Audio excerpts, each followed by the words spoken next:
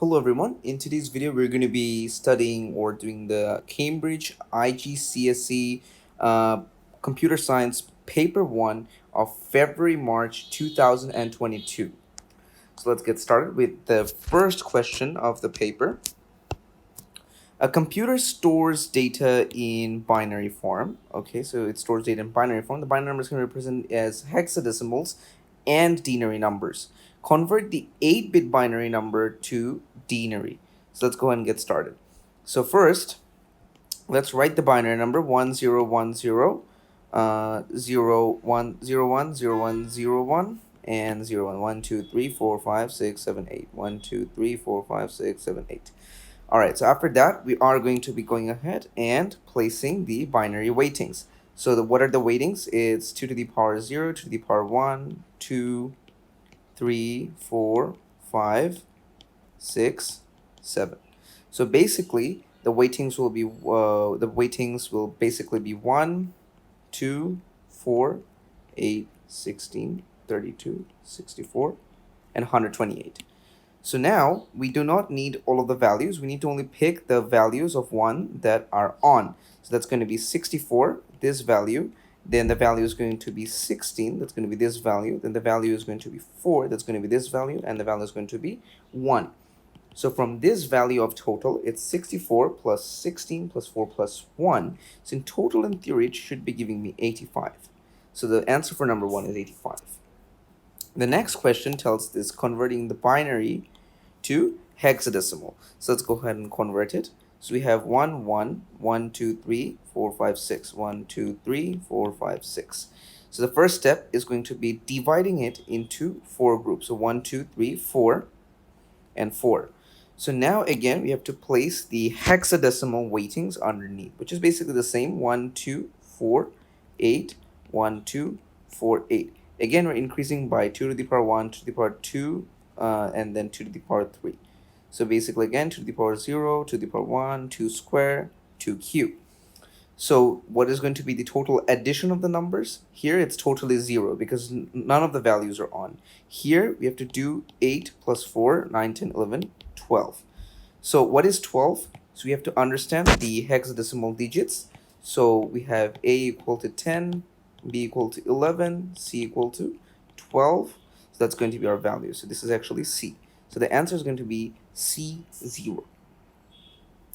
Next, it says convert the hexadecimal number 1A to denary. So let's go ahead and do it. So first, it's 1A. So 1A. So 1A can be represented in binary as 001. And A is equal to 10, which can be represented in binary as 1, 0, 1, 0, 1, 0. So how did I know this? Well, basically, let's go and place the weightings. 1, 2, 4, 8. So only the value 1 is on over here.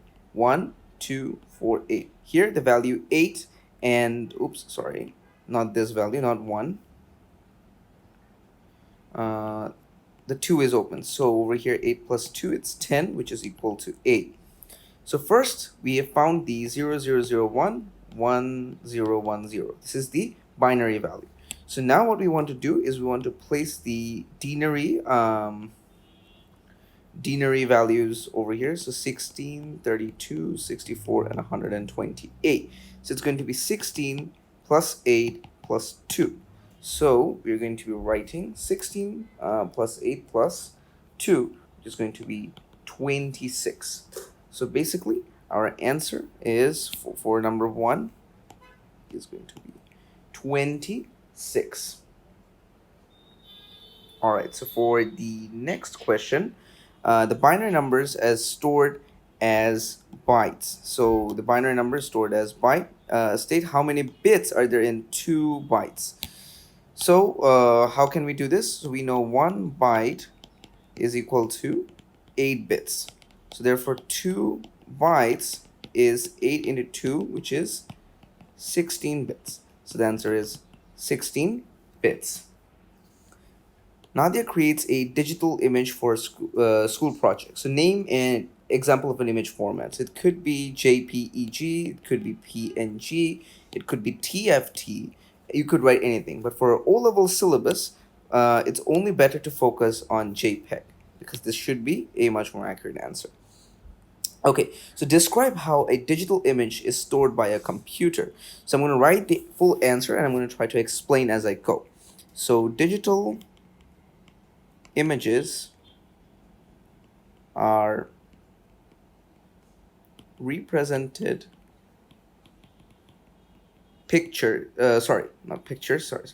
So digital images are represented by pixels.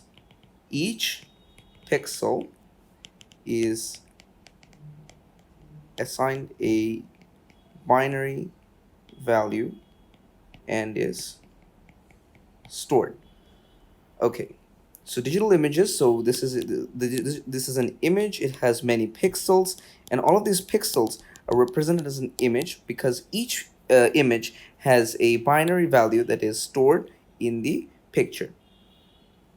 Okay, each picture has a number of pixels and total and the total amount of pixels determine the image resolution. So total number of pixels determine the image resolution. The total, okay, so we don't need to mention more about total pixel. We can simply write the image has a, this is not a necessary point, but if you want, you can write it. File header, which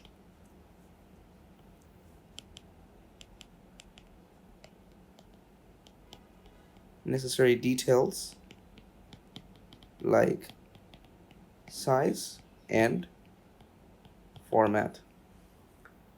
You can also write that images have a color depth. So let's write it. The image has a color depth and let's write resolution. Okay, so the next question, Nadia compresses the digital file image before emailing it to a friend. State what is meant by data compression. So data compression uses a compression algorithm. So make sure in your exam, this is a very important point, compression algorithm, to mention this, to reduce a file size. It can be lossless or lossy compression. Explain, okay, so the next question is, explain why Nadia compresses the digital file image before emailing it. So that means we have to basically mention the advantages of compression. Compressing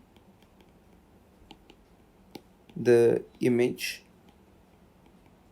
makes it easier to upload, send, and transmit over the internet.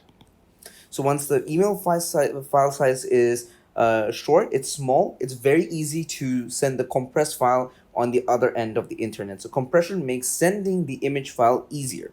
So it makes the image easier to transmit. It also requires less storage on the computer. So for both the sender and the receiver, the compressed image or the compressed file will take up less space.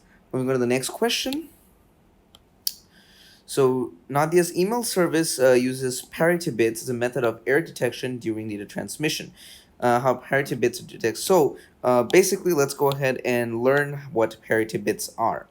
So let's say you have this binary, and we attach a extra bit. So 1, 2, 3. So there are 3 ones, meaning it is a odd parity. So the basic points will be a parity bit is attached to the data block, which determines type of parity, that is odd or even. So it determines if the parity is going to be odd or even. So you can say odd parity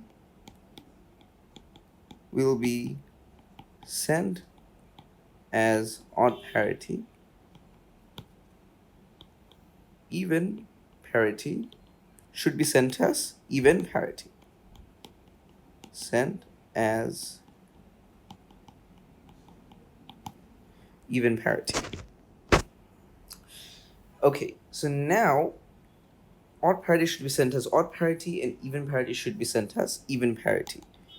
If they're not sent as the original, data has been corrupted during transmission and must be let's write. Data must be retransmitted. Okay, so the next question says identify and describe one other method of error detection during the transmission of data. So let's go ahead and try to figure out another method of error detection. So it can be automatic repeat request, or personally during the exam I would write something about checksum. But automatic repeat request should also be a viable answer. So what is automatic repeat request? It is automatic request. So automatic repeat request, it uses a time period agreed by the sender, receiver, generated by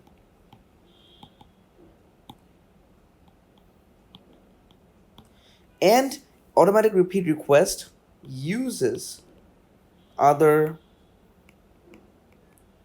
methods inside, like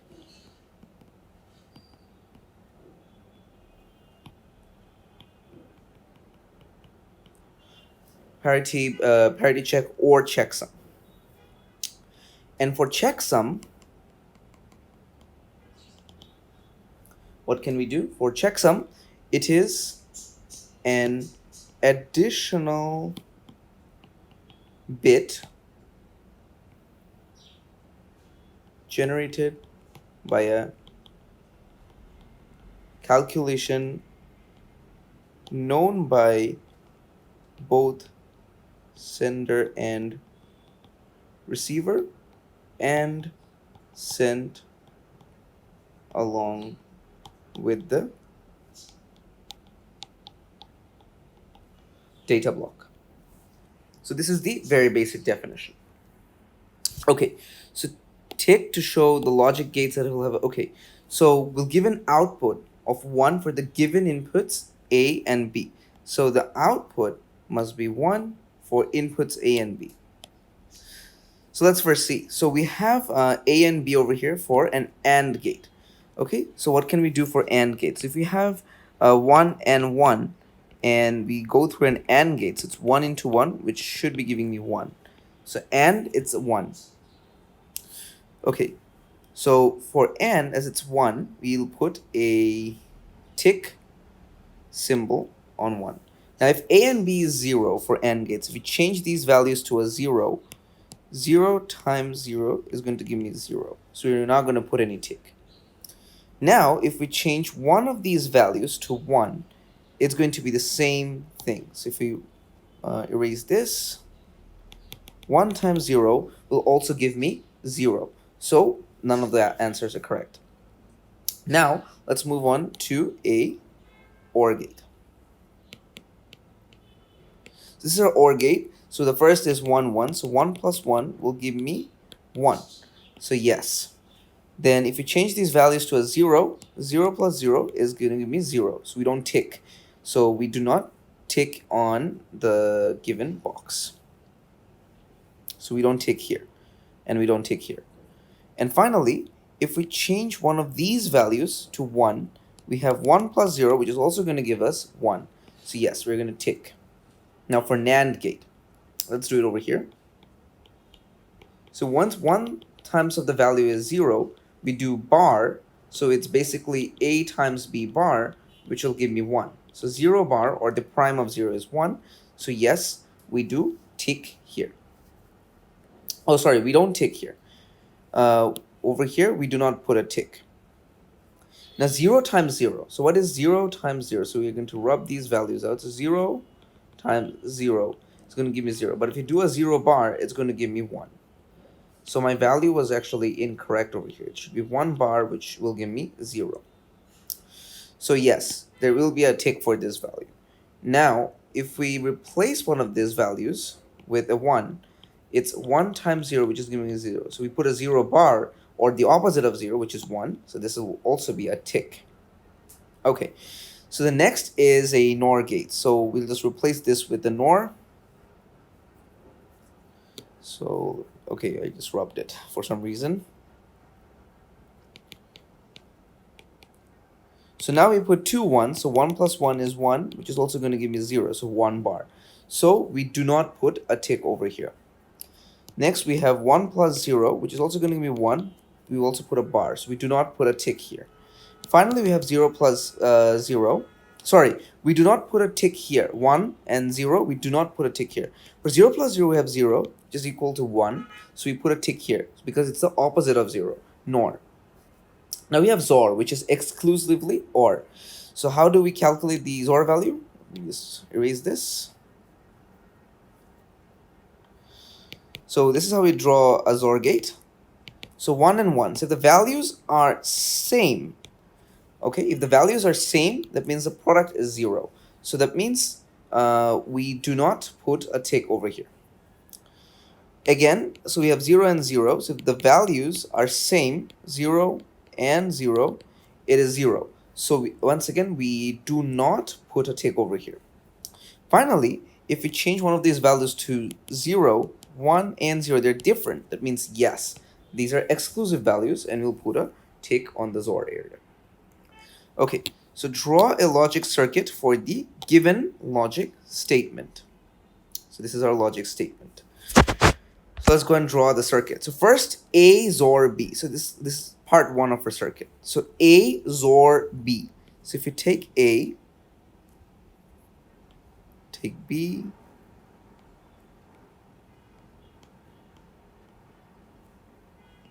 okay, so this is a A's or B. So this is our, we can say this is our circuit 1. Next, we'll take a look at this circuit. So it's B not C. So first we have to draw not C. That means we have to negate C. So we're going to draw a NOT gate.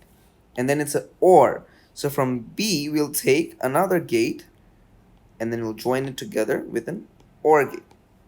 Now, how are these two values joined? Okay, so we're going to call this our circuit 2. And these two are joined in between using a AND gate. So we're going to take these two, and then we're going to be joining 1 and 2. So if this is circuit 2, so 1 and 2. So it's joined using AND gate. So this is going to be our final logic circuit. Okay, so next we have Pradeep uses his personal computer to complete work at home.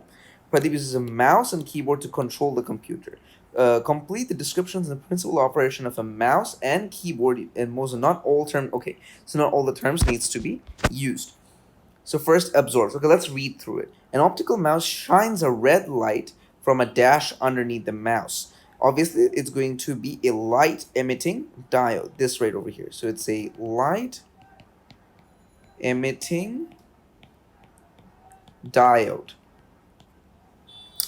LED.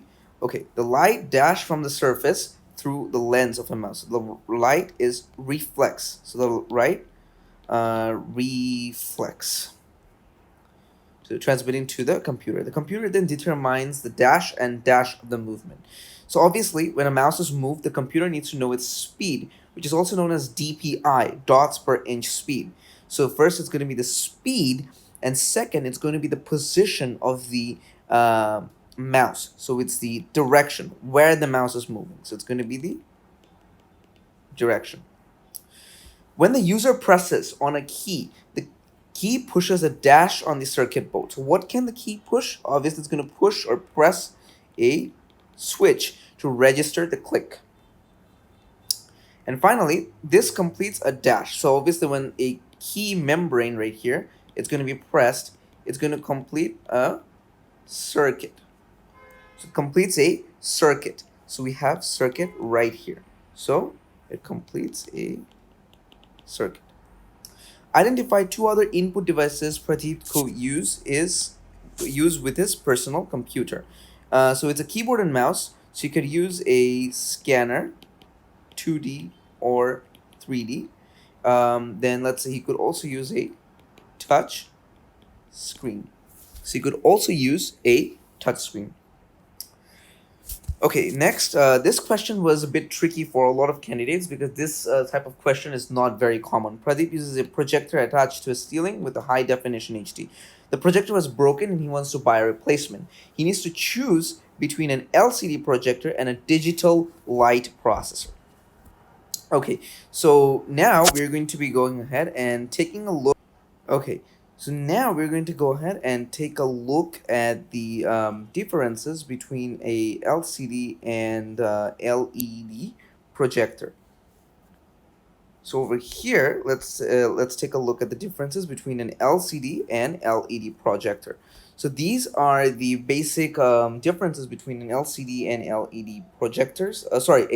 A digital light projector and an LCD projector.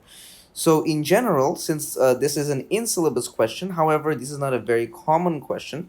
So explain why an LCD projector is more appropriate for Pradeep. It produces a better color. Okay, so let's erase it. Color definition, has a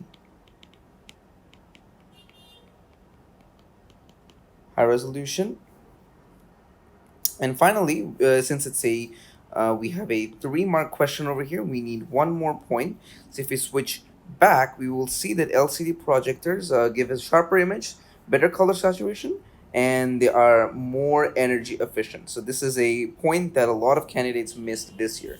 So we can say they provide a more, so not they provide, they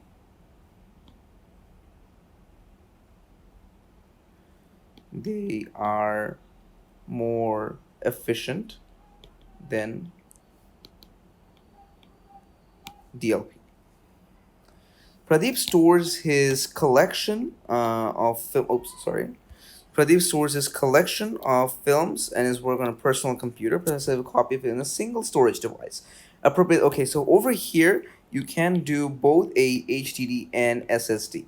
The common points between HDD and SSD is they have relatively high storage capacities, and for HDD they are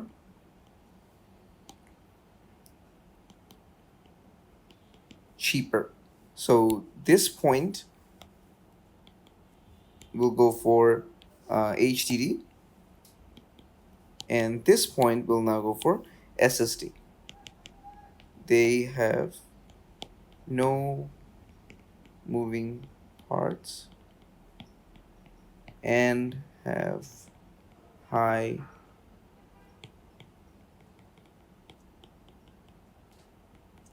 read and write speeds. Okay, so the next question says a holiday company has a website where the customer can create accounts and can book and pay for holidays. The website is written using hypertext markup language. Give two examples of HTML structures and two examples of HTML presentation. So what is the basic structure or HTML structure? What do HTML structures have? So when you write HTML code, you will see you put head, title, body, and then you put different attributes like BR, PR, then you also have BG. So there are different this title. So these are basically their HTML structures. So we can write it. Head or header, both are correct. So header, head, and padding. So this padding, what is the padding? So padding basically falls under this body and this PR, all these. So these are actually our padding. For presentation, you can write, so let's say, background color. So presentation is basically how the website is presented, the styles of the website, a different background color. So basically how a website looks, feels, and how you interact with it, that's your HTML presentation. It's in the name, presentation. So background color, let's say font style, or let's say font color, both works. Okay, so next the question is the website is stored on a web server. Customers use their own computers to access the website. Uniform Resource Locator, Internet Protocol, and MAC address are two types. Okay, so how do we do it? So URL is Universal Resource Locator. So Universal Resource Locator. It is used to uniquely request to the DNS, the domain name server, for identifying the web page. So basically it's the address of the web page. Next is IP address or internet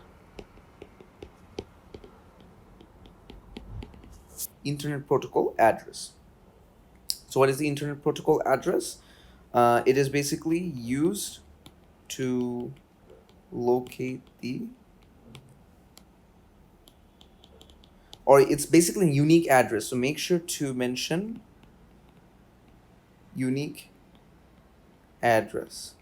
Used to locate the website from the DNS, domain name server. And finally, MAC address, which is the media access control address. So what is a media access control address? Used to identify a device on the internet set by the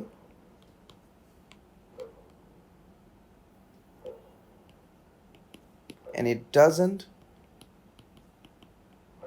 change except LAA MAC address. LAA MAC address means locally administrated MAC address.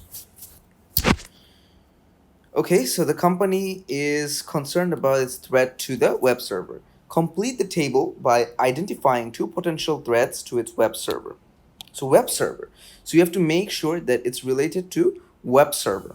So web server can suffer from a DOS or denial of service attack. it could also suffer from a DDoS, which is a denial of service attack. So make sure to mention all of this in the DDoS area. And the other area where it could do it is not a virus. The potential threat for web servers is actually hacking. So hacking is basically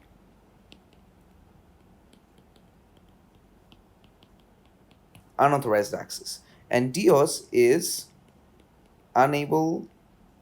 Okay, so DDoS is basically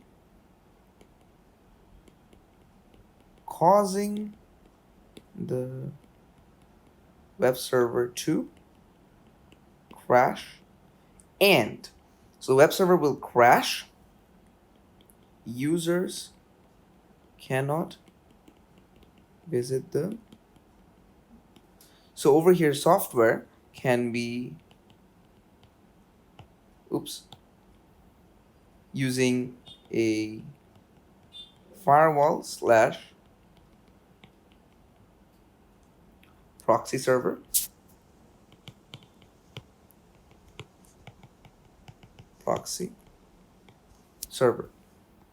For hacking, you could also use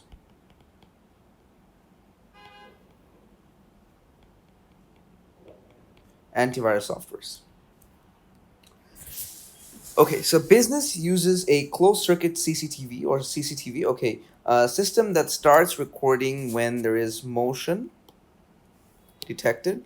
Stop recording after 2 minutes if no further motion is detected. Uses a motion sensor and a microprocessor. Okay. So first, I'm just going to draw a very diagrammatic representation of this answer. Motion sensor detects motion. Okay. So once the motion is detected, this goes to a ADC.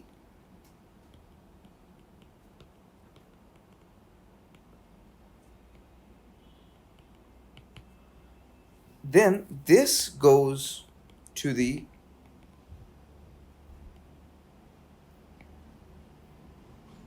microprocessor. Sends to CCTV. Now, the microprocessor continuously checks for data coming from the motion sensor and compares it stored values. Okay, so this is basically, we can call this microprocessor. Now, this is basically something you have to include in these type of questions all the time. Like, this is a must that what the microprocessor does. Oops, sorry, I just skipped to the page. This is what basically the microprocessor does. Internal clock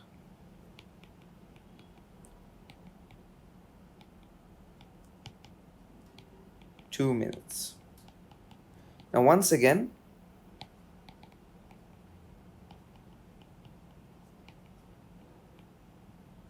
compares data for any further motion. If no motion found, microprocessor sends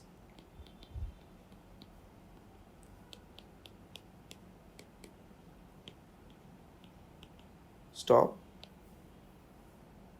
recording. Okay, so this is the basic outline and the basic structure for this answer. And make sure to mention this. Okay, let me write it straight.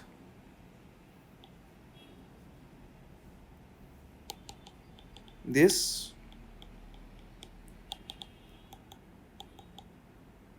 continuous. So this is a continuous process. So the final question for this paper is, Ishan is a software developer creating a new computer game. Uses an interpreter and a compiler at different stages for game creation. Explain when is it most appropriate for Ishan to use an interpreter. Basically, during development of the game, as it allows to correct instantly.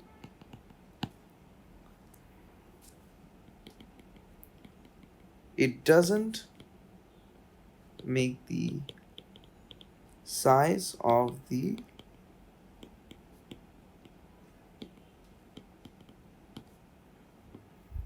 and it will not produce an executable file every time the program is being interpreted. Now, when is it appropriate for him to use a compiler? During distribution to the user, as it produces an object-oriented code. Meaning, this is an executable file and does not need a compiler to be present when it's running. So when it's running, you don't need a compiler, or the user does not need a compiler in order to run his software. Okay, so the final question is, Ishan has to decide between releasing her game as freeware or free software. Describe freeware and free software. So basically, freeware, you cannot edit the source code. It is subject to copyright, and you cannot edit the source code. Since it's 4 marks, it's two marks for each question. Free software, you can edit the source code.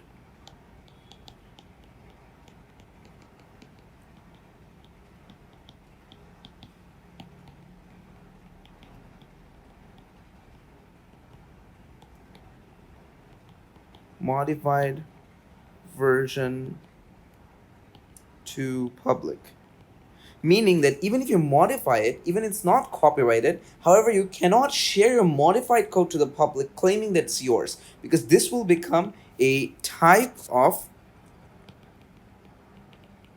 so this why it's called copy left. It's not copyright, it's copy left, because you cannot share this edited version. You can share the software, but not the edited version. And this brings me to the third point that you can include. It can be shared freely.